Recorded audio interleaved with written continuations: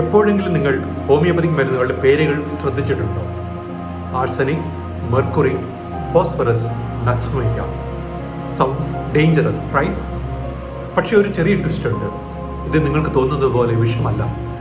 Homeopathy എന്നത് ultra dilution എന്ന പ്രക്രിയയിലാണ് അടിസ്ഥാനമാക്കിയിരിക്കുന്നത്. ഒരു ഭാഗം മെഡിസിനൽ സബ്സ്റ്റൻസ് 99 ഭാഗം ആൽക്കഹോൾ അല്ലെങ്കിൽ ഷുഗറോ മിൽക്കുമായി ചേർക്കുന്നു. ഇതാണ് 1C എന്ന ഡോസേജ്.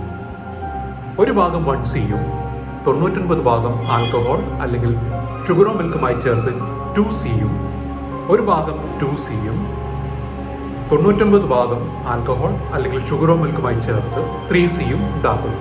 ഇതുപോലെ തന്നെ 4C, 5C, 12C, 30C, 200C എന്ന എല്ലാ ഡോസേജുകളും ഉണ്ടാക്കുന്നു.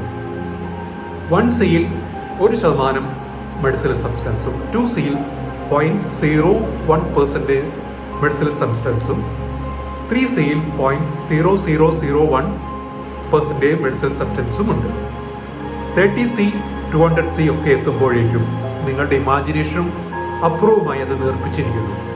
ഇതിനാലാണ് ഹോമിയോപ്പതിക് മരുന്നുകൾക്ക് സൈഡ് എഫക്ട്സ് ഇല്ല എന്ന് പറയുന്നത്. No toxins, no harmful materials. തെറ്റിദ്ധരിപ്പിക്കുന്ന വാർത്തകളെയും വാദങ്ങളെയും വിശ്വസിക്കേണ്ട.